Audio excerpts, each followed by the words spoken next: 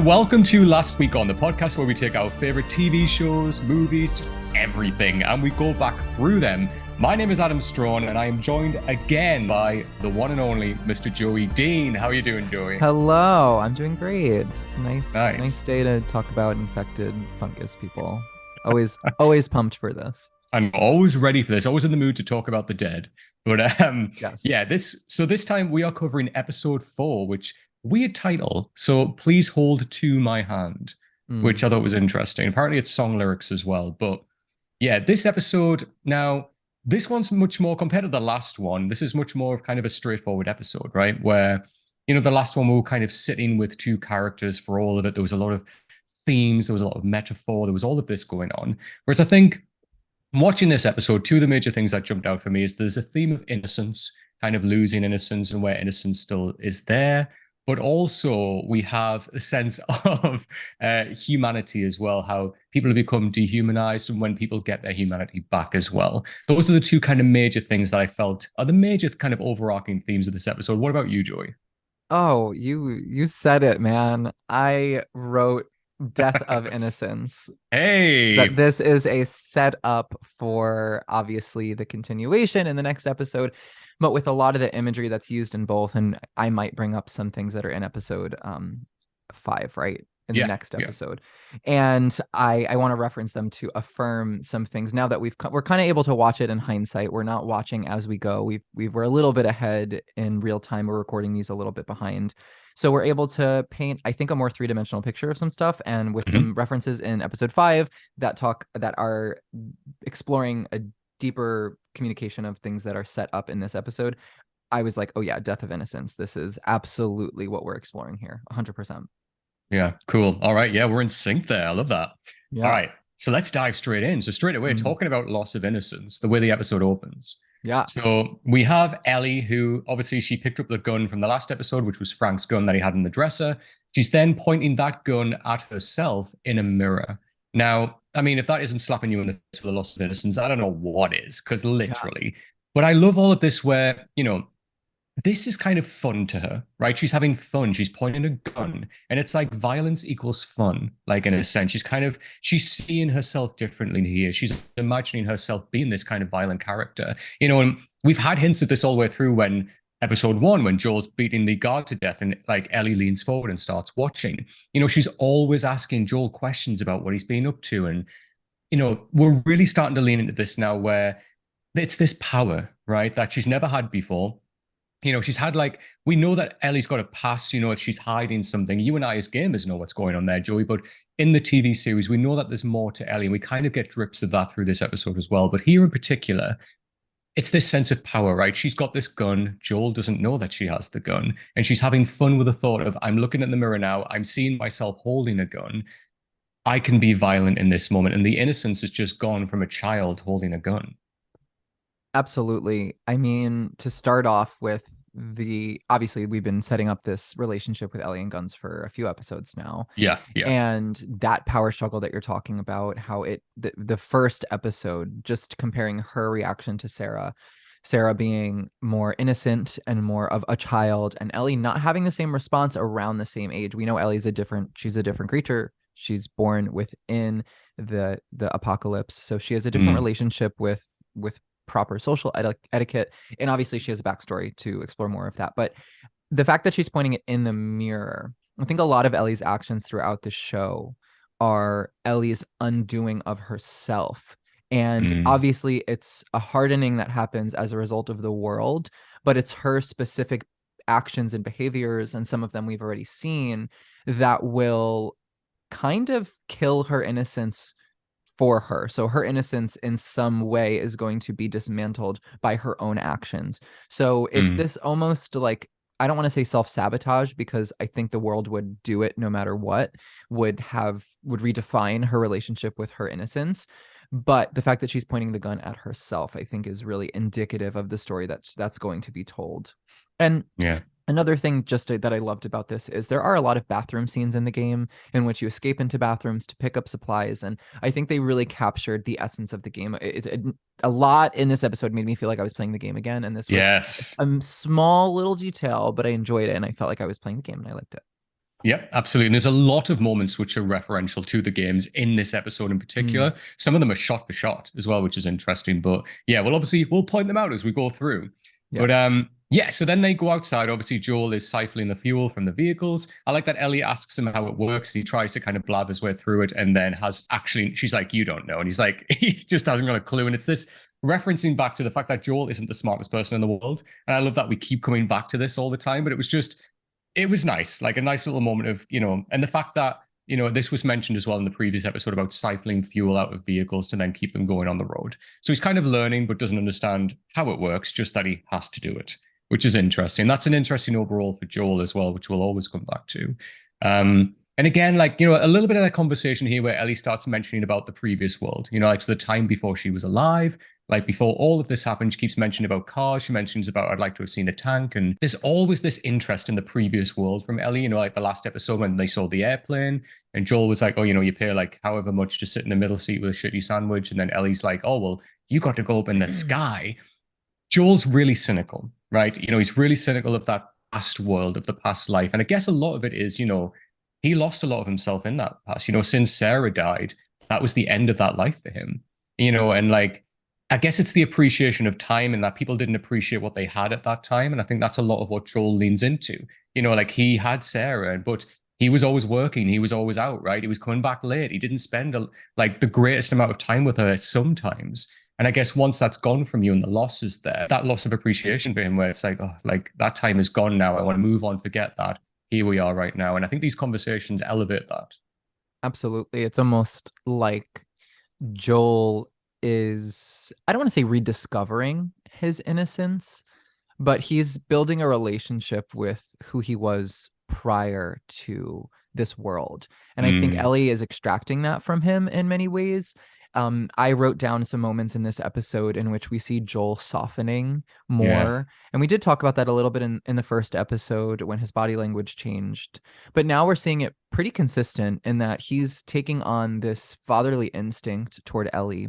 And it's bringing out something that existed prior to this world. So as Ellie is learning about this world, it's almost like Joel is unlearning this world a little bit. He's unlearning the walls that he built up around himself to Mm, survive this world. He's developing a relationship with a little bit of himself that was former and was prior. And I'm sure he blocked off a lot of that trauma from losing Sarah, and the fact that Ellie is a young person, a young girl that he's taking care of, is probably the first time he's been able to have some muscle memory from who he was when he was a father. So mm. there is a little bit of this kind of flip conversation that's happening as Ellie is growing away from innocence. Joel is in some form rediscovering it. I also really liked when Ellie's talking about the trucks. This was a foreshadow moment that I didn't even pick up on until rewatching, but when they're approaching Kansas City, Joel is explaining that they had these trucks with these things on the front of them that would kind of plow through the cars and remove them to make room for the tanks. And we Yeah. actually see this come back twice in this episode arc, in which in this episode, we see one that has the words run on it. And then in Hmm. the second episode, when we have that relationship with the bloater coming out, right before that, when they're kind of plowing their way through the town to get to Joel and Ellie and Henry and Sam, we see that truck. So I thought it was a Yeah. nice foreshadow that they talked about it for just a second. Yeah, it was fantastic. And this show does a lot of great foreshadowing. It really, really does. Even the opening of this episode is foreshadowing to how the episode ends, with a child with a gun. And it does Mm-hmm. this really well, where it's like subtle detail that pays off later on. And obviously, Mm-hmm. Craig Mason and Neil Druckmann both said it's the little details in this show you have to pay attention to, like what Bill said, because they do pay off. They are important. And I think the show does it so well.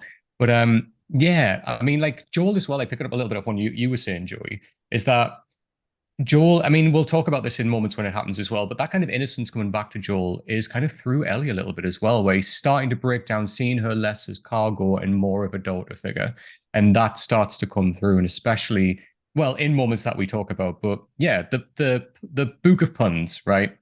What Ellie has. Yes. So as we Yes. know in the game, in the DLC, this is the book that Riley gives her. However, Mm-hmm. she kind of discovers it here. Now, you know, these are dad jokes. We've heard these jokes before. It's the kind of, you pull a Christmas cracker and it's the joke that's inside in England. Like your dad tells these jokes and it's like you laugh because of that shit. Like that's why you laugh. But I love that, we get this introduction of this and it kind of comes back in like several times where Ellie's telling really shit jokes, like in the car. And then, all of this. I love a shit pun. So like for me, it just made me laugh when Ellie was telling them and her reaction to them as well. And Joel just being like trying to shut it down, but he knows he can't because as time goes on, even he starts to laugh.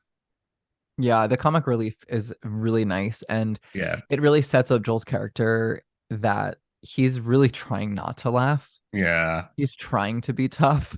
Mm-hmm. So Ellie is really getting to him and she's helping break down his walls by normalizing, because the innocence that she has still is something that Joel hasn't had access to. Yeah. He's simply been on survival modes. He's simply been shut off. And so even a little dad joke that we experience at the end of this episode specifically that kind of breaks through allows him to really become in touch with that former Joel, Right. which I thought is nice and sweet. And obviously, as we'll learn as the show progresses, does strengthen his relationship with Ellie Mm. and kind of define some actions that are taken on later.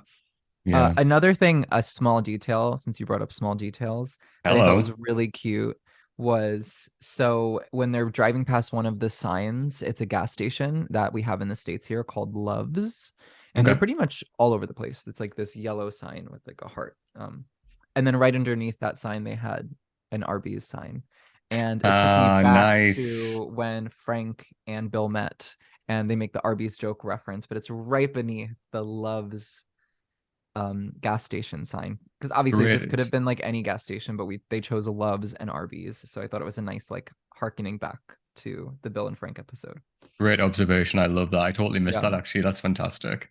Yeah, so obviously they're in the truck now, they're driving along. Like Ellie she finds a cassette that she puts on. It's a song called Alone and Forsaken by Hank Williams. It's actually from the 50s, so it actually sits outside of the radio codes, which is interesting.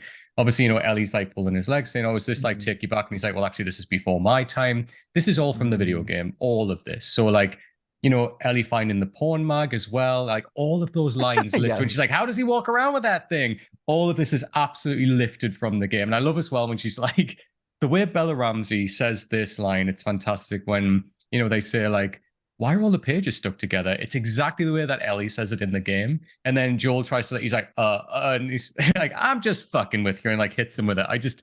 I love this dynamic because we haven't seen this from them yet. We've seen them, be scared, but we haven't seen this where, Ellie's kind of like pulling his leg and she's starting to break down, starting to get into the humanity of Joel. And it's moments like this that really start to crack that down. And I just love it. I love this because it was just so referential to the game. It was exactly the same, even throwing it out the window. It was just spot on. Yeah, I love that you just said about the 50s observing that it's outside the code, because the Yeah. code is some like like infrastructure, right? It's like Mm-hmm. something of this post-apocalyptic world that has been developed to communicate, and the 50s brings us before then. So it's Yes. this like kind of again harkening back to what existed before, Mm-hmm. and this idea that Ellie is kind of breaking down Joel, and Joel is returning to this way of being that existed prior to the apocalypse. Having a song outside the code from before the code would be really perfect for Yeah.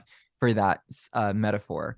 And another thing that Ellie does here, which I thought was really powerful, that has to do with that kind of innocence conversation that we're talking about, and the returning to something or the letting go of something, when she's like so excited to learn about the tanks, but then she sees them Mm. and she's just so like, oh, Yeah. this is actually really sad. That goes on where Ellie has like more realizations like that throughout the show as well. And it's really interesting how we see those moments of that kind of disappear from her as well. And then other things develop with Ellie as well, which is fascinating. So Yeah. good. But yeah, so obviously they are driving for a while. Then Joel decides, like, look, we're going to pull over, we're going to set up camp. This is all added for the TV show. This obviously doesn't happen in the game. They're obviously eating rations of Bill's food. And then I like straight away where Ellie, is like, oh, can we start a fire? And then Joel's like, why am I going to tell you no? He's like, remember what I've taught you. And there are a few lessons that he does teach her in this episode. We see later on with the gun and everything like that. But, you know, he is highlighting again the danger of people. And we had this in the last episode as well when it opened, when Ellie and Joel were walking on the road, that we couldn't see any infected. We don't see any infected in this episode. This is a people episode. And again, this is highlighting that where, you know, he says, like, I'm not looking out for infected. There's going to be none out here. I'm looking for people. And then we get this again here. It's like, look, if we send smoke up into the air, that will attract people. And then Ellie's like, oh, you know, like, what are they going to do? And he says, they'll do more than rob us. You know, and that's such an underlining, especially when you look at the second game as well, how we get the different groups of people in that game and how dangerous some of them really are. And yeah, I just thought I love that because the payoff comes when we see Kathleen and her group, and then especially into the, you know, episode 5 as well. Yeah. I think that the more we're talking about it, the more reference ends up getting to this death of innocence, because obviously this is part of that conversation too. Yeah. The idea that the way Ellie perceives the world is just not the way the world is. And that is another conversation that her and Joel have in the car later on. And here at this camping moment, she again is showing interest about, he can't hear out of his right ear. And she's asking, how did that happen? Did you get shot at? There's something in her that's romanticizing this power, this, it's cool to be attacked or to beat someone in an attack. She says another episode, how'd you get that scar in your face? Were you shot at? I mean, this repetitive conversation, this infatuation that she has, and the way that she kind of smells the gun in the beginning of the episode as she's kind of toying with it in the mirror, and she pulls the trigger just so she can feel that power. This episode, she's gonna completely have a different outlook by the end of this episode on what actual conflict looks like and how it's not as fun as she is thinking. And I like that you brought up like the fact that Joel doesn't hear well from his right ear. We kind of get when they're laying down their sleeping bags, Ellie's shouting over to Joel and he can't hear her initially. He's like, what? And like we get that later on as well when she's shouting at him later on when he's putting glass on the ground. And again, it's kind of emphasizing, it's moments like this which is humanizing him. Things like this would happen where you've been doing the things that Joel's been doing, like going back to that famous line from Tess, we're not good people. We get a reference to that again when Joel has this conversation later on about how he knew the man was a setup. You know, they've done things and it's had an effect on Joel, both physically, but also mentally. And I think it's really important to emphasize stuff like that. But yeah, like they're laying down again, they're going to sleep, the sleeping bags. I love again that, you know, Ellie returns back to the puns book. You know, why did the Scarecrow get an award? And then I love that Joel answers the pun perfectly. And like, she's like, you fucker. And like the moment when, but as he rolls back around, he has that smallest of smile on his face. And as I said, this is the start of the Joel and Ellie relationship where he's starting to let his barriers down with her, where he's starting to see, as I say, less as cargo, and he's allowing himself to kind of feel that again, enjoy that, you know, that relationship that he had with his daughter, Sarah, that's starting to break down. He's starting to see her as this young girl that he's building this connection with, that he's becoming a father figure to. He's teaching her stuff through this episode. They're sharing a laugh together. And this is so important for Joel because we're really starting to see this new side of him blossom. And then we get obviously the big payoff of this right at the very end of the game, which I'm guessing we'll get at the end of the TV series as well. But I just love that little smile that Pedro Pascal has as he leans over. It's just perfect. Yeah, it takes me a little bit back to the line that Bill says to Frank in episode 3 that I wasn't afraid until you showed up. Yeah. Because in that same dynamic, what Bill always wanted was this romantic love. And he got that with Frank. What Joel wants as somewhat of a mirror to Bill is that relationship with his daughter again, and he can't ever have that, but Ellie is the closest thing.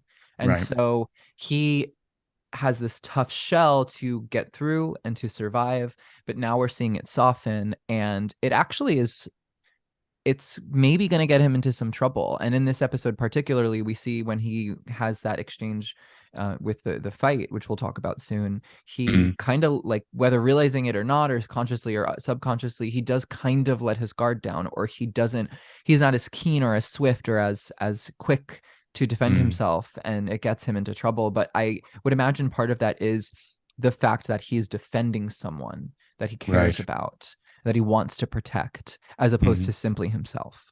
Right. And the fact is, when he's been in these scraps before, he's been in that with other adults who know how to take care of themselves, with Tess and with Tommy and everything, like Marlene, which we got referenced to very shortly. But yeah, it's like, as you said, this is a different type of taking care of somebody now. She relies on you like Sarah relied on you. It's really interesting that we're starting to build that dynamic up again with Joel. But yeah, so then they pack everything away. I love the reference to, like Ellie tries coffee, she like spits it out and like, says, even when they get in the car, she says it smells like burnt shit and like asks about like Star. I just love that line because it can be accurate. Sometimes coffee does smell like burnt shit. But again, the reference to when she asks about Starbucks and like, he mentions, oh yeah, like in the Federal base, like we did have Starbucks. It kind of did taste like this. Not as, this doesn't taste as good, but yeah. Ellie's looking at the map. She's kind of saying like, we've still got all this time to go. And she's starting to ask Joel about Tommy. She's really so inquisitive. She wants to know more about this man that, for all intents and purposes, is just there to transport her somewhere. But Ellie's like, no, I want to get to know you. I want to learn from you. And at first, Joel's a bit hesitant, but she's persistent. She's like, we've got what, 25 hours or whatever it is, she says. And he's like, okay. And then we kind of, as the viewer, we learn a little bit more about Tommy and why he means so much to Joel. Yes, I know it's his brother, but what else has he been through? And, he kind of says, look, okay, so, Tommy, like he was a joiner. He always joined causes. He joined the army. He was shipped off to Desert Storm.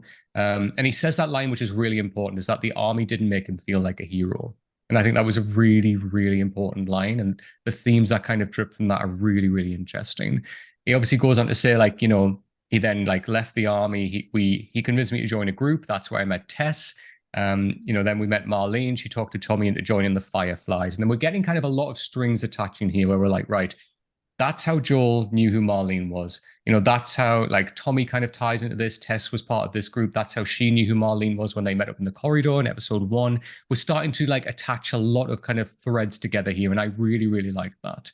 And again, we're getting his mission statement here, which is like, look, Tommy quit them and now he's out there on his own and I need to go and find him. This really leans into themes about Joel where he puts his belief in people, not in causes. So like in, what is it, episode 1 or episode 2, when it's episode 1, when the guy comes up to him and says, if you find yourself in the dark, and he's like, if you tell me to join the Fireflies, I'll fucking kill you. Like, Joel doesn't believe in causes. Family is what's important to him. And he even says that, when Ellie says, if you don't think there's hope for the world, why bother going on? And he says, you keep going for family. And then she says, I'm not family. And he says, no, you're cargo. And that's so important. And like this right now, he's doing this for Tess. He says, I made a promise to Tess. I'm doing this because we're going this way because I want to meet up with Tommy. He believes in people. And I think that's a really, really interesting part of Joel. Yeah, I like the friction here with the idea of hope, which I believe Ellie represents or wants to represent. Yeah. And as we'll see, she's gonna want to represent that more the more the story unfolds. And reality, or the reality that Joel knows. And so he calls the Fireflies and their missions a pipe dream, which is kind of remotely insulting to Ellie, who is the cargo that she is part of that pipe dream. So he's completely devaluing her existence. After the instance with, we'll see in episode 5, we really see at the conclusion of that episode how Ellie really wants to be the cure. There's something in her where she feels like she has something, especially the more she loses that innocence and develops a relationship with this world. She's going to want to maybe save it.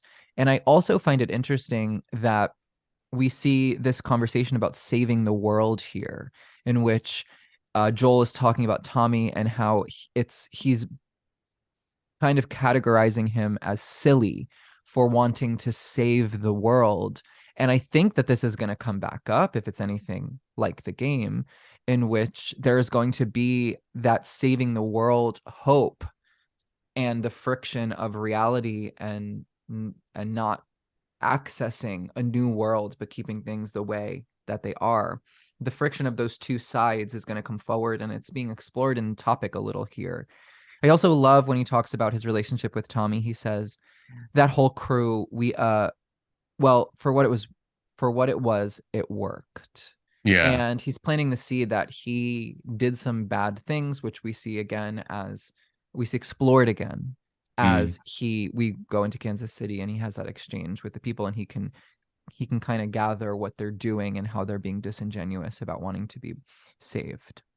Yeah, absolutely. And again, really interesting point that you brought up there about the idea, this being a hero. Like Joel himself couldn't save his own daughter. So the thought of Mm. that is gone, right? That's gone. He can't be a hero anymore. Joel just does what has to be done. And that's when he joined up with Tess. Like, he's smuggling. He was doing just what had to be done to get by. It's not about being a hero. And it's very kind of that gray area where Joel sits in at this point where, again, he's not here to save Ellie. He's here to get a job done. That starts to develop as it goes on. So yeah, it's a fantastic point there, Joey. I like the point there as well when he's like, oh, you should get some sleep. She's like, I'm not even tired. And then it cuts to her literally passed out, mouth open. Like So cute. just so cute. I love that we're bringing the humor and like the lightness of like back into the series as well. After we've had some, especially after episode 3, dear God, all the emotions. But yeah, it's really nice that they're bringing this back into the show. And the game very much has a lot of this, and a lot of it comes from Ellie as well. Again, it's that innocence of not seeing the world so horrible, but just having fun where you can in the way that a child would. And I love that. I love that we get these moments. So yeah, they're driving along. Obviously, they approach this massive traffic jam, obviously going under the tunnel. Like Joel even gets out, he kind of looks through the gap and he's like, yeah, there's no way, but it looks clear the rest of the road as he goes through. And he's like, right, we're gonna have to go around. So then they drive around and they end up in this city. Now, I love the little details again here, Joey. I don't know if you picked up on this, but as they're going along the road, on the side, we see a cinema, and one of the films that was showing is Underworld, the first one Yep. from 2003. Love Mm-hmm. that. Such a great reference. And then it was I actually didn't Matchstick write Man. these down. Matchstick Men, and then they cut to Mm, a pile of dead bodies that were yeah. burned. Yes. And So that I was mean, interesting. fantastic. I mean, if you look at those two films as well, like Matchstick Man, that's Nicolas Cage, like who has a relationship with his daughter that he's kind of rebuilding back in that film. Underworld, you have literal Give people us the like references. I know, right? And then Underworld, you've literally got like, creatures fighting against each other as well, which, is a big reference point of The Last of Us. So it's so interesting that we get those two films specifically from that year as well. And can we just say Underworld as well? Outright banger. Love that movie. So good. Yeah, first and second one, yes, solids. Um, but yeah, they drive past the burned bodies and then they notice the Q. Like even Ellie says, "Wait, is that the QZ?" And they stop and look, and it's completely empty. The doors are bust open. There's nobody there. That's a sign of trouble for Joel. Straight away, he's thinking, "Shit! Like if there's nobody there, like what's going on?" Then this is the video game coming in. The man appears in the road, trying to flag them down. Pretending that he's injured. And straight away, Joel's like, no, seatbelt on. He's like, no, no, we're driving, we're going. And even she says, like, he's injured. Should we try and help him? He's like, no. Obviously, they then drive around the guy. This is when things get tense, right? When there's like a brick thrown on the window, the tires get burst from like this nail track that they obviously go over. And like, it's just tension. I think this was filmed fantastically where they're rocking around in the car and then obviously they crash into this. I think you guys call it a laundromat. We call it a laundrette in the UK. But they crash straight into that. And that's literally all like for like in the game. And we get a big shootout here as well. Now, interesting straight away, like they get out of the car and what I like about this is that in the game, we sit with the shootout, right? Like, because we're playing that point. But Joel says to Ellie, look, there's that hole over there in the wall. I want you to go through there. They won't hit you. I'll cover you. Don't worry. Just go. And then obviously he gets his rifle. He starts shooting the guys. Ellie crawls through this. Now, for the majority of the shootout, we see Joel shoot one of the men, but we sit with Ellie and we kind of hear the shootout and we kind of sit with Ellie and her response to that. And I think that's really interesting. The fact that, it's kind of referencing again that The Last of Us isn't all about shooty, shooty, zombie, zombie, bang, bang. It's about the characters and their response and their growth in this game. And I think that was really interesting that for a lot of this, we do sit with Ellie. And it kind of references as well that we talk about that lack of like heroes in the world. Ellie has to stand up at this point and become a hero to save Joel. Yeah, I loved this part of the game because not, I mean, the show, because it was not only so congruent with the game, Mm, but it explored a lot of that audio engineering that we haven't yes. spoken too much about, but we did touch on in the first episode, how the lines that the opponents would be shouting probably word for word what they were said in the game, but the audio quality of them was identical. The Yeah. gunshots identical to the game. The idea Mm. of needing to climb through something, and even after this is all said and done, she has to move something away from the door, very much like Mm. the game. I love the look that they give each other here. He just through, few words go through the hole in the wall. He looks at her, she's scared, and he just reassures her. It reminds me of when they're dealing with the clickers and they have the first moment together, and he is taking care of her and protecting her. Mm. And there's another moment in this when he offers his apology and he says, "We're going to get through this." And she says, "I know," which was Mm. such a nice evolution from earlier on when she asks him in an earlier episode, "Are we going to be okay? Or are we going to get through this?" Something along those lines. So it came Yeah. full circle there. So now we're kind of that arc of that emotional dynamic has passed. I think this is the beginning of Ellie truly trusting Joel, especially after she's romanticized firearms and the power that's associated with them. And for the first time, um, or at least to the first time in this type of situation, as we see, she experiences what it's actually like to have to do Yes. that to somebody, especially someone who's so young. Mm. And she kind of passes that permission to Joel to say, "I am going to trust in you." And I think we see that kind of conversation come full circle here for a reason. Yeah. Um, and it is that experience that Ellie is internally processing as she has her back to the wall and we're hearing all the conflict going on. That processing is what propels their relationship into a new phase in which Yeah. Ellie is ready and willing to listen and follow Joel's orders and stop being so innocent and naive toward a lot of the stuff that they've been experiencing so far. Yeah, absolutely. And I mean, we get that here when, Joel has a surprise attack from this guy, then wrestles him to the ground. He's then in the video game, the guy's drowning him, but then, nice like difference here when he's obviously got the Yeah. gun, the rifle to Joel's neck, he's suffocating him. And then this is the point where we kind of go back to this kind of heroes, this moment of, oh, Ellie's like, oh, I know now this is my moment. I've got my gun. I've got the power here to help Joel. I'm going to go and do this. We kind of reference back to that in the opening scene when, she's got this gun pointing at herself in the mirror. It's like, yeah, I've got this gun. This is fucking cool. And then the moment she crawls through that and obviously shoots the guy in the back, Bella Ramsey's acting here is just impeccable. It's incredibly done where, Ellie shoots the guy and then we hear him flop. And then straight away we get this is the humanizing and dehumanizing moment where the guy he's pleading with them. He's trying to humanize. He's like, oh my God, I'm so sorry. Look, like, take me back. Like, my mom just lives over here. She's not too far. Well, I'll never say anything. Look, my name's this. What's your name? He's pleading with him, and Joel says nothing. He's just looking, and Ellie doesn't say anything either. And then Joel obviously sees her, takes the gun, takes that power back from Ellie, takes the gun now. And then, he even throws out the knife. He's like, look, this guy who's been shot, you like this knife? Look, you can take my knife. There it is. And then he just says, look, go back behind the wall. And it's that realization of what's going to happen here and you shouldn't be seeing this. And that it's everything that all of that innocence again with Ellie thinking, oh yeah, I've got a gun. This is really fucking cool. All of that is gone because of the realization of what you said, Joey, of what she actually has to do and the effect that has on you. It's kind of she now understands Joel a lot more. She kind of understands why he's so kind of stoic because he's had to go through this. And as you said later on, she asks him about if he's had to kill people. Have you ever killed innocent people? And it kind of references back to this moment when Ellie goes through the wall. And then I love again that we hear it, but Bella Ramsey's acting when we see Ellie just crying against the wall. It's that realization, oh my God, I've just killed someone. And we know as gamers, this isn't the first time Ellie's had to kill somebody. And we get this conversation later on as well, which she doesn't want to go into, but she does mention it to Joel. But I just loved this. This for me was such an important character beat for both Joel and Ellie. Yeah, I think this is also another reference to that death of innocence, not just in Ellie's transformation through this experience, but the fact that this is a very young person who has Yeah. to die. And I knew as soon as Joel had that knife in his hand, I knew he was going to use it because he's going to save the bullets, right? Like that's the right thing to do, especially Yeah. when you're in the game and you're rationing things. You have to make those decisions in the game. Great point. I also wonder if obviously this guy can't walk Mm. and he's not going to go anywhere. So Joel's, putting him out of his misery. But also if they were to leave him there, then Ellie is the one who had dealt that final blow, if you will. Mm. And Right. Joel instead maybe makes this decision to kill him so that he doesn't have to make Ellie responsible to have that on her, because it's already weighing on her. But if he dealt the finishing blow, then she has less to blame herself for. Yeah.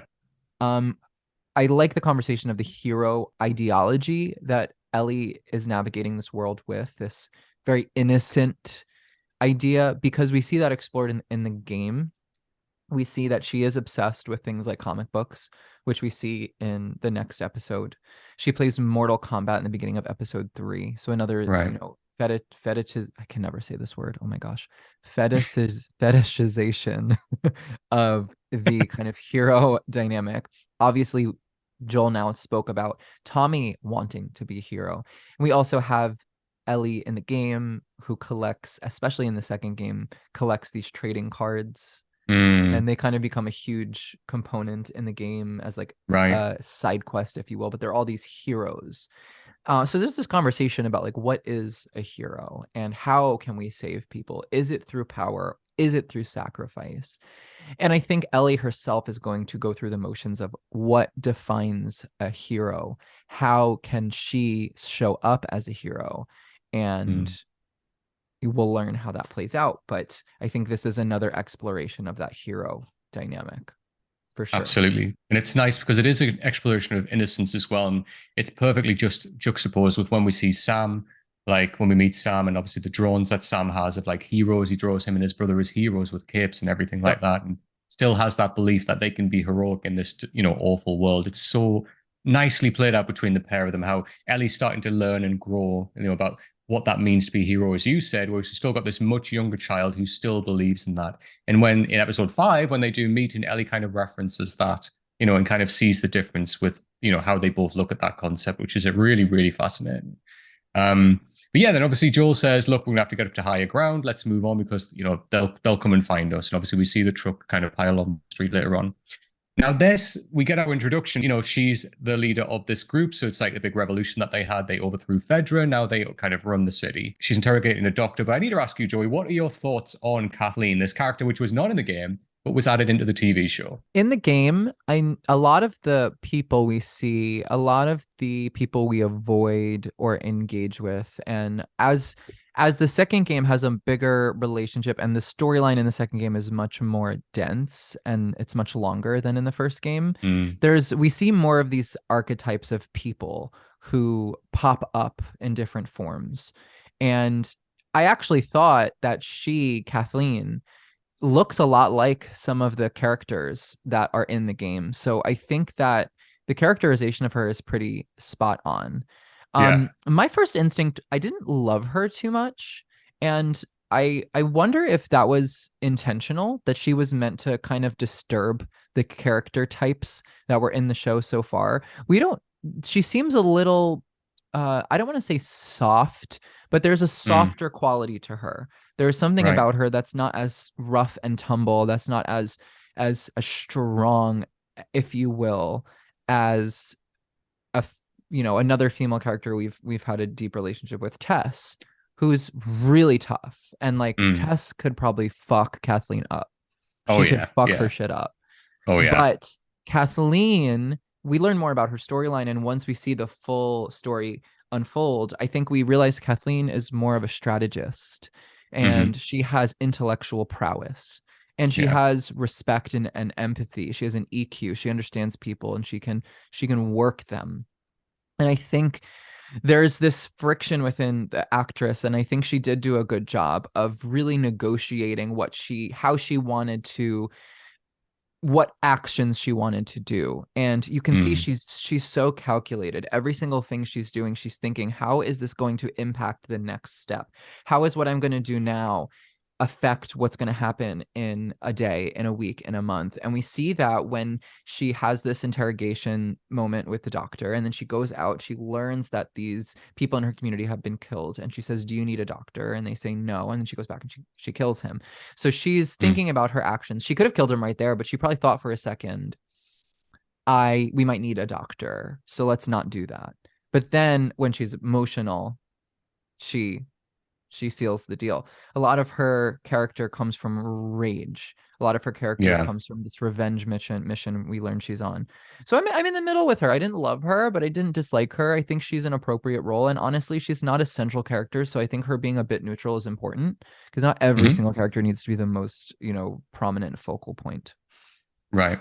I'm kind of with you. Like, as a character herself, for me, I kind of appreciate more of what she stands for. Kind of like I understand what her drive is the fact that she lost her brother and that he was beaten to death. I completely understand that. And hell, if that was me, I'd probably be exactly the same. I get that. But I think for me, a lot of what she represents is, she pins everything on Henry, right? Everything. Like as you said, when she's interrogating this doctor, she wants to know where Henry is. And then, the bodies roll up outside. She goes out to see them. It's like, is there anything we can do? We've got a doctor. No, and straight away, the first thing she said is, this is Henry. This is what he's done. And what she's really good at doing there is like basically giving everybody there, like it's mob mentality. She's giving everybody a purpose. We have to go and find Henry. That's what we have to do. Because these people have that purpose, they get swept up and they're on board with that. And that's what she's really good at doing is like directing the people of, look, once we find Henry, we are going to fuck shit up. We're going to get this revenge because he's the one that's been split into Fedra. And she even says we're wiping out people that have been telling things to Fedra. We're getting rid of these traitors. It's this getting the people together, getting this mob together and explore with that character. But again, it's this loss of innocence with her. They've got a doctor there, even says, I held you in your arms when you were born, I delivered you. And she's not bothered. She's like, I don't care about that. And like she even says, like, have I satisfied the conditions for you to talk by putting a gun to his head? Humanity in her, that human side is gone. The second her brother died, just like when Joel lost Sarah, that humanity's gone. And it's vengeful from her now. And yeah, I just thought that was really, really interesting. It's the first time we get a mention kind of like Henry. It's like it's pinning that purpose of this group, which she's leading. She's pulling everybody in with her. It's that kind of look, we need to get to Henry. That's our mission. Let's go, go, go. And everything gets put back to Henry. Really kind of quite cleverly as a strategist, as you said. Yeah, I liked that the doctor's role in her life was emphasized that he was the doctor that delivered her because it takes us immediately to the space of innocence and the transformation of a person and how they can go from this baby being brought into the world innocent to what Kathleen has become. We also see that her relationship with her brother is attached to the idea of innocence and the loss of innocence because we learn about her brother when she's in episode 5 when she's in her childhood bedroom. And so there's this relationship with her brother that has to do with being youthful. And so this ties in a lot of the themes that have been explored so far about innocence. And I also like what you brought up that she kind of rallies the troops, if you will. She kind of manipulates them for her Yeah. own revenge mission. Yeah. And I think that's a big it shines a big light on this world and maybe some commentary to today in which people's misdirected anger is controlled by one person above and funneled into someone or something, when in reality everyone was simply angry at Fedra for what Fedra did, and now we're blaming one singular person for that when they were not Fedra and they were victim to this situation. Even later on in this episode when they go into the attic, Kathleen says Henry's not going to let Sam starve. She knows Henry's intentions. She knows who he is as a person. And she is still seeking out revenge because to her, it's all about the revenge. It's not about who it is that did it or what they might have been going through, but the fact that she just simply wants revenge. Now we go back to Joel and Ellie, and they're hiding out in this shop. And this, for me, is probably the most important scene of the entire episode, really, for like the development of their relationship here. And I think it's so interesting where, they mention about when the trucks start going by, then that's when we'll go out into the street and we'll go up to the higher building, which is just over the road. It's Joel saying to Ellie, are you all right? At the moment they crashed into the laundrette, he's like, are you okay? You hurt? Is everything all right? He's always asking Ellie, are you okay? You okay? And this is the first time that we really see then Ellie says to him, are you okay? And Joel's response to me is like, I'm all right. Are you all right? That's so important. Like he's almost dehumanized Ellie to a degree where he sees her as cargo. He's not, and he's been dehumanized himself. He's not used to being asked that question, obviously.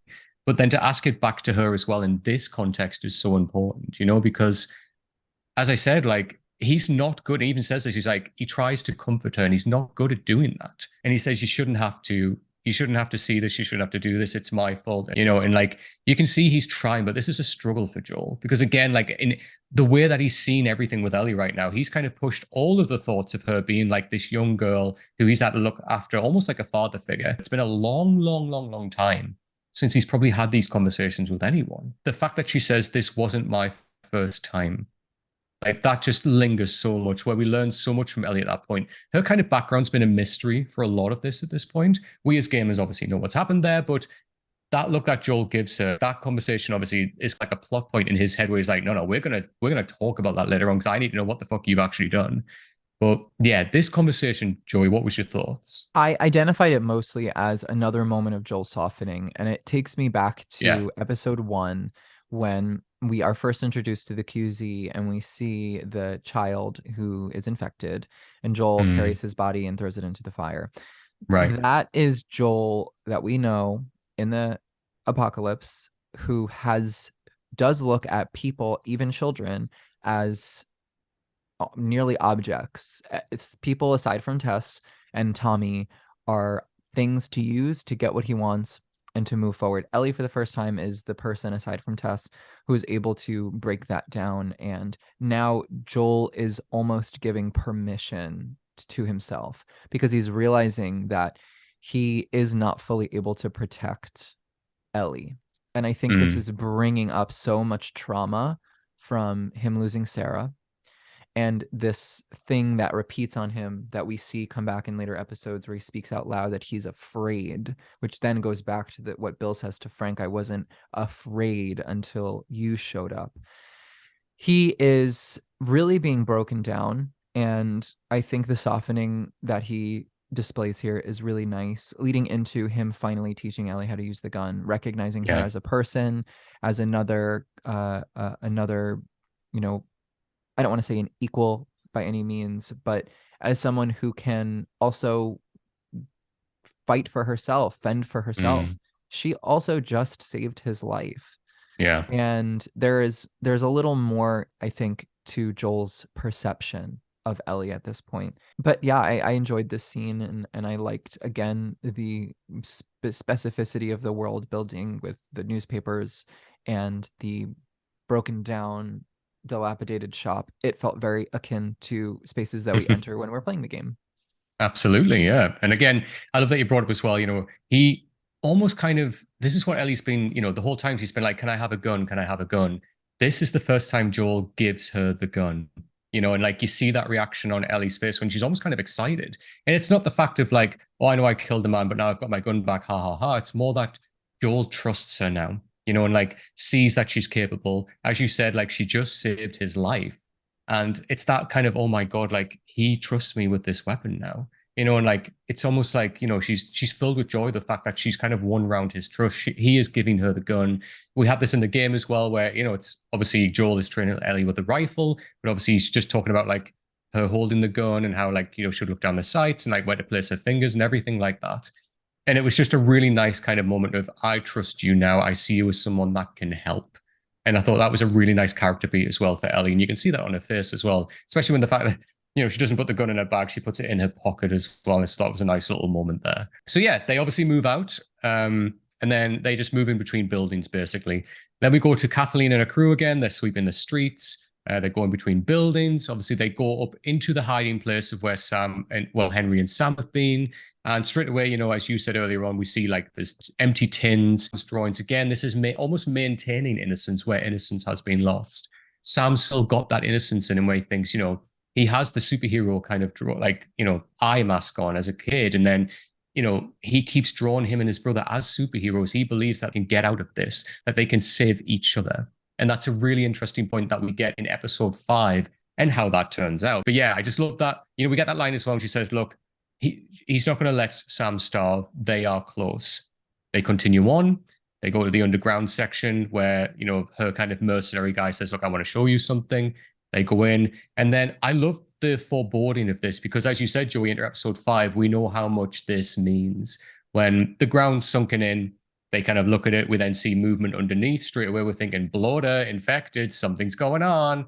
And straight away, again, Kathleen, her mission, her statement, she says, look, we'll focus on Henry. Once we find Henry, we'll come back to this. That is all her focus is right now. And to be fair, that thing that's happening right there is probably a lot more important than finding Henry right now. But that doesn't matter to her because she needs to get the revenge for the death of her brother. Yeah, I don't know how well I can articulate this. And it was like a simmering potential metaphor or idea in juxtaposition of episode 3 with episode 4 and 5. And I don't know if this is going to sound exquisite or silly, but there's almost this different relationship with, I don't want to say suppression versus what's coming up from under the surface, but we see, at least in episode 3, there's so much subterranean imagery in that people hide there.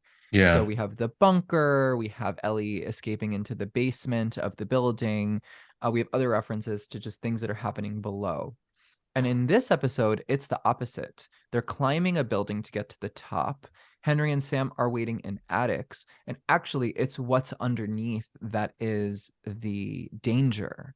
It's not where we're hiding. It's where the danger is. So I feel like there's something here. And I'm just not like privy enough right now to put it into words.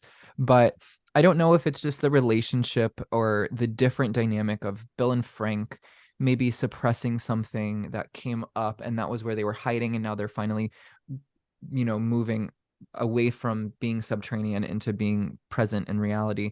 Whereas so many of these people we see, Joel, Kathleen, these people who are kind of repressing things that already existed, as opposed to Bill, who never got to fully live out his identity. He's now able to kind of rise from what was hidden. Whereas Kathleen, Joel, these people are really pushing it down more. And I don't know if there's a metaphor here with what happens when we bottle up that trauma and that emotion and we don't let it out. I don't fully know, but I feel like there's something here, unless it's simply just coincidence. But obviously the direct thing that happens here, it sets us up for what happens in episode 5.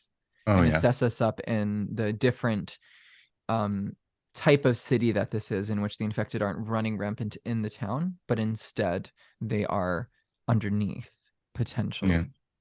Yeah, it's a good point as well. Like even the way that it moves, like it's kind of like almost like a breath that it's taken, kind of like that breath that we take when we're so pent up with something. And we kind of see that as well with Kathleen, where she's so pent up and so rage-filled at getting revenge that we see how that plays out for her. And yeah, there is an interesting metaphor there as well. There's also the sense of that don't get too comfortable in what you think is safe. Especially we see episode 5 when Joel, Ellie, like Sam and Henry are all underground, like the kids are playing together, they're chatting, it's a safe space. But then juxtaposed with that later on, we see the creatures come out of the ground. What was registered as a safe space isn't always safe.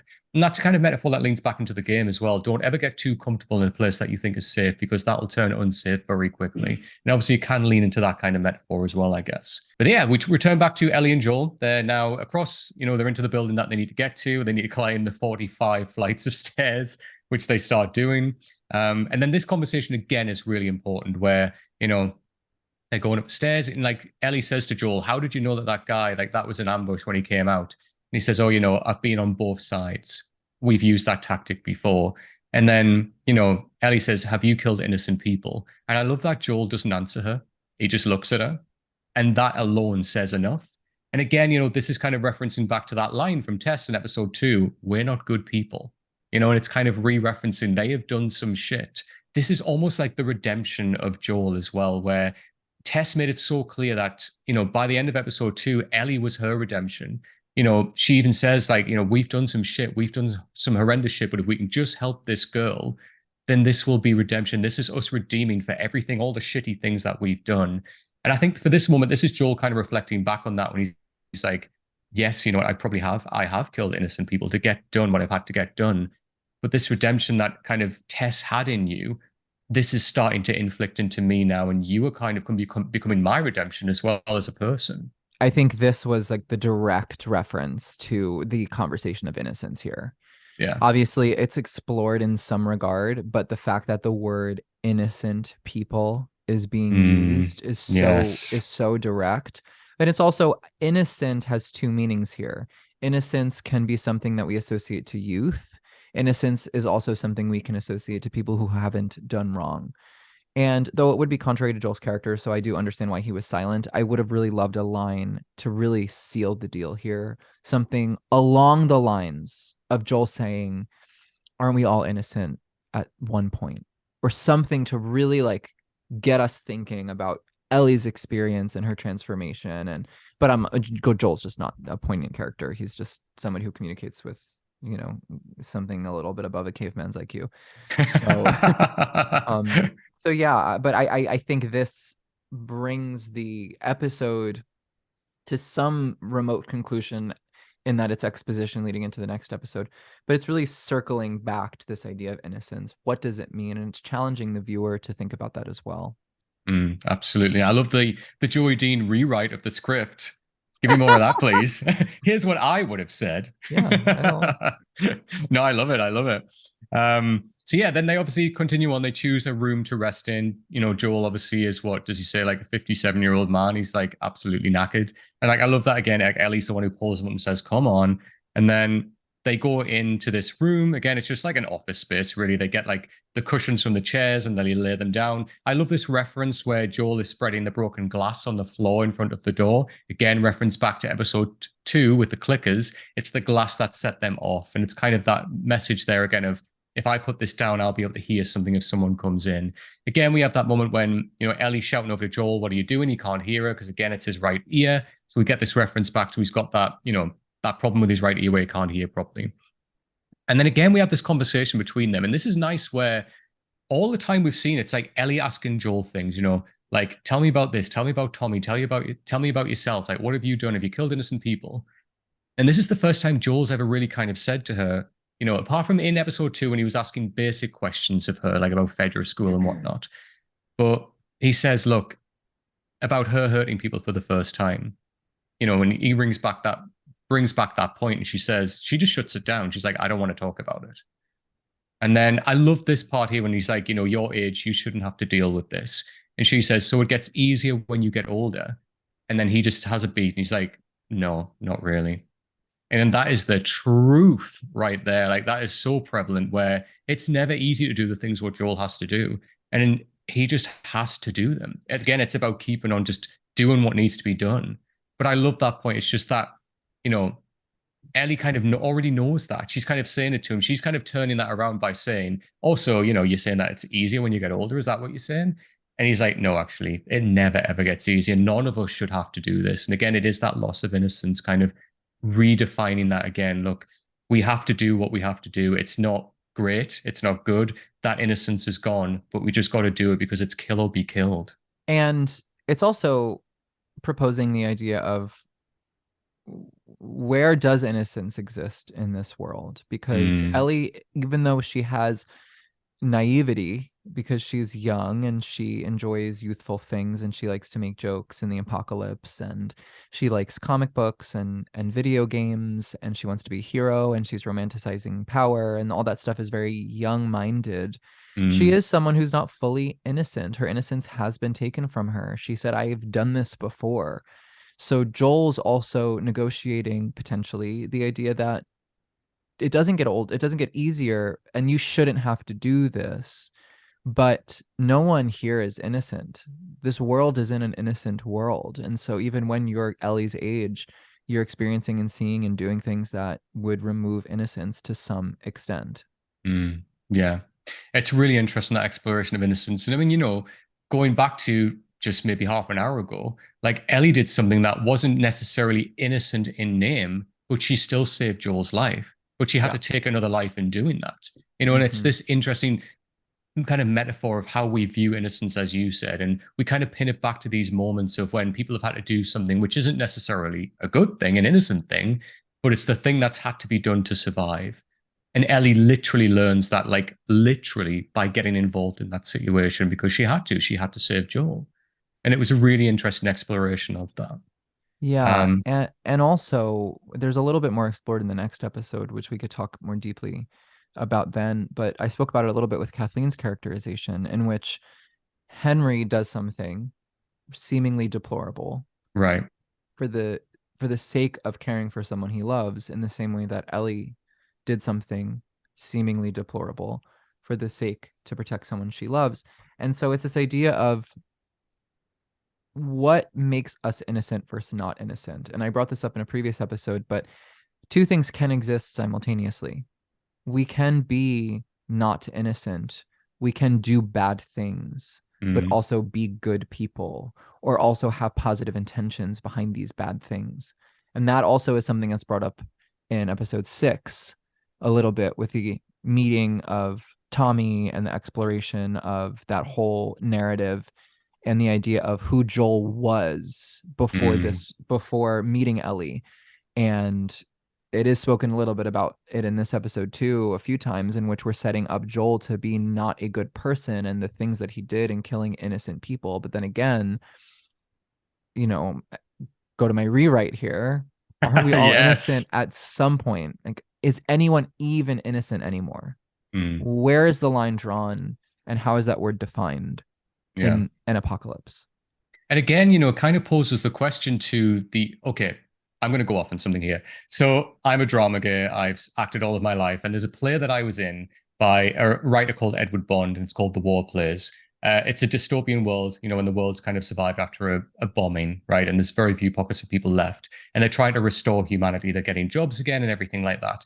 And there's a practitioner called Bertolt Brecht who used to do this all the time. He would put a message in his work and then pose it to the audience to ask them, what would you do? What is the right decision in this scenario? And very briefly, there's a moment when a guy is going for a job. He has a family who is starving. He needs to go and get this job to earn money to then support them.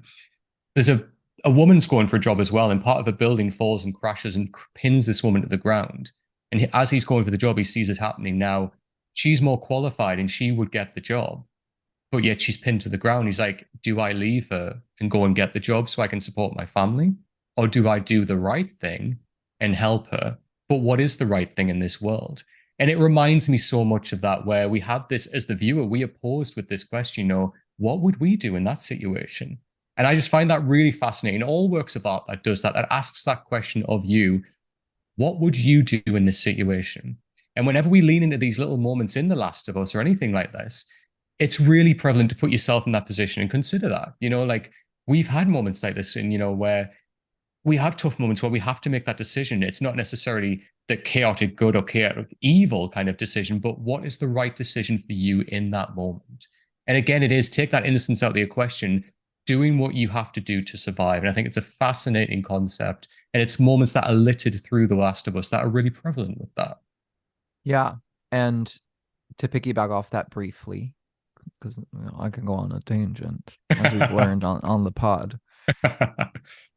I've brought this up a few times, but it's this idea of how do we make decisions in the apocalypse? Sometimes you simply have to make a decision.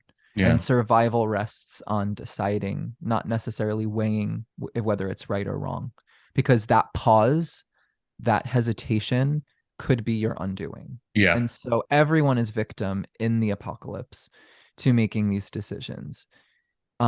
Maybe characters like Kathleen, who aren't in immediate danger, who didn't have to, in this episode, kill the doctor. Maybe Right. her decision could have been afforded some time. She could have thought, but instead she decided. And maybe that characterizes her as a more villainous type, as opposed to Joel, who's simply seeking to survive and has done bad things in pursuit of survival. Yeah, there's definitely a double-edged sword in a lot of this, where it's like, it is a kill or be kill world, and there isn't as much infrastructure for morality. It's just about survival. Absolutely. Yeah. And the game's about that as well. You're making decisions all the time. I've got very few bullets left. Do I save these? Do I use them on what's coming for me now? Like, I've got some health now. Do I need to save that up? You're always making decisions in this world, and that's really important. And that, especially plays into the next couple of episodes as well that we get later on. But yeah, it's just a fascinating point. I just wanted to discuss with you, Joy, because I think it's so prevalent for this show. And then just to kind of wrap up here, I love that, again, we get Joel and Ellie having a proper laugh and a proper giggle for the first time. Like Ellie starts asking the puns again. And like Joel just, he lets himself laugh here. He's kind of they've both found common ground. They've both started to get to know each other a bit more, where Joel realizes she's not just this little innocent girl who is cargo, who's never been spoiled by this world. She's clearly, this isn't her first time that she's had to kill somebody before. They find this common ground. He's seen her differently now. And Ellie's really starting to get to know him now and kind of, trust each other a lot more. And that's really important, that sense of trust now. Joel has never allowed her to have a gun at this point, but now he has. She recognizes that trust that he's putting in her.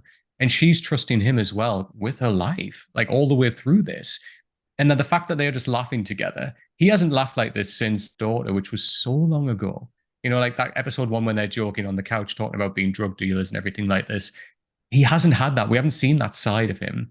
And I think Joel, in this moment, is just enjoying that time of where they're in this room, they seem to be safe, they're just napping, they're going to go to sleep, and just, you know what, let's just have this moment of innocence where we can just innocently laugh amongst each other and just let everything kind of, we're not like completely letting our guard down, but there's a sense of safety where we are. We can just have a laugh and just enjoy each other's company. She needs that as much as what I need right now because we've been through some shit today.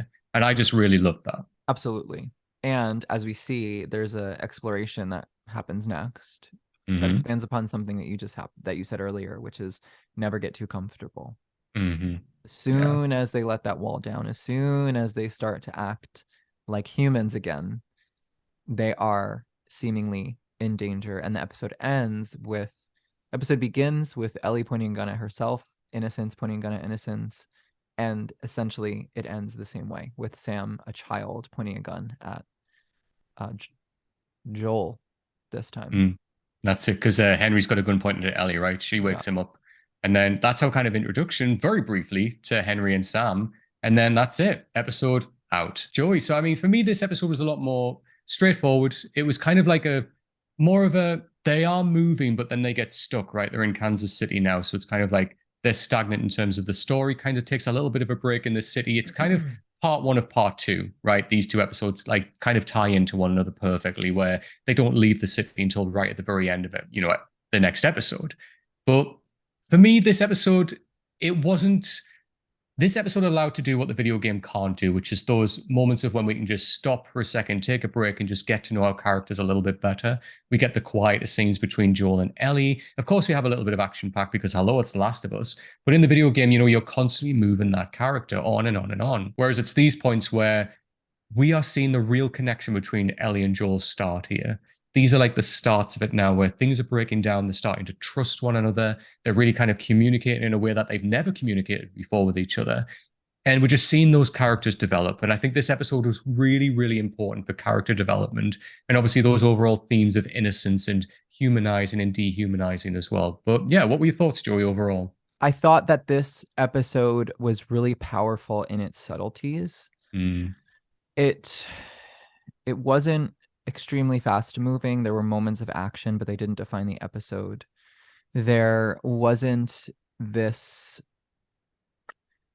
same weight that was on the other episodes, the same edge of your seat, the same friction of survival. And it had moments here, but ultimately we knew Joel and Ellie were going to make it through those moments because otherwise the show would end.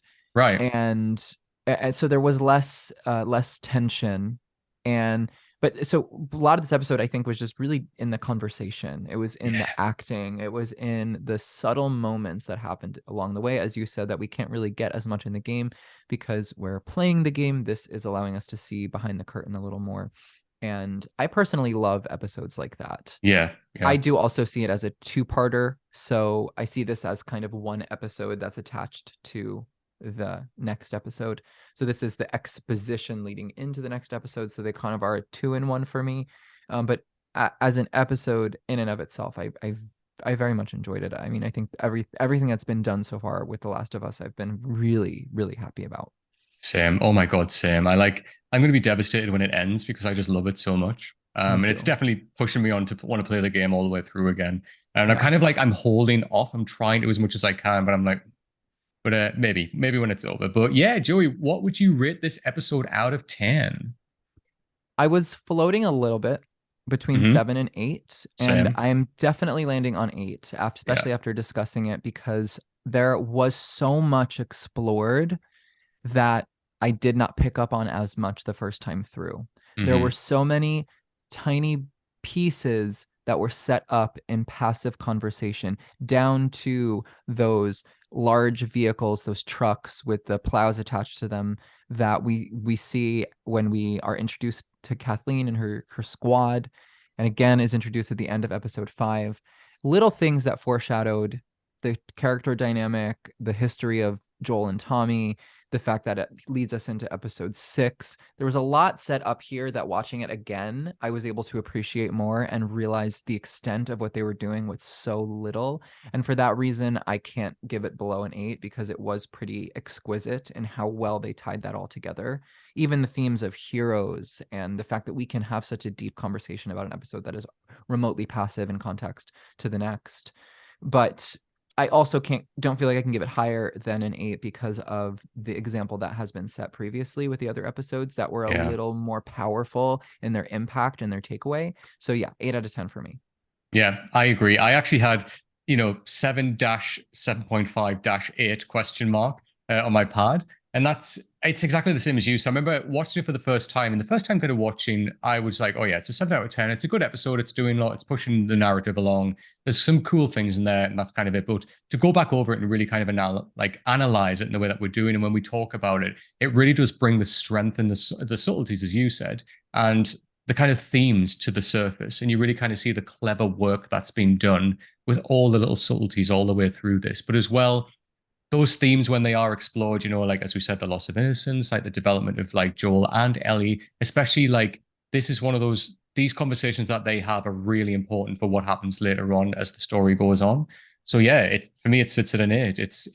What it sets out to do, it does really well. And as you said, compared to other episodes, like it's not the strongest of episodes, but what it does within itself as a self-contained episode is really, really good.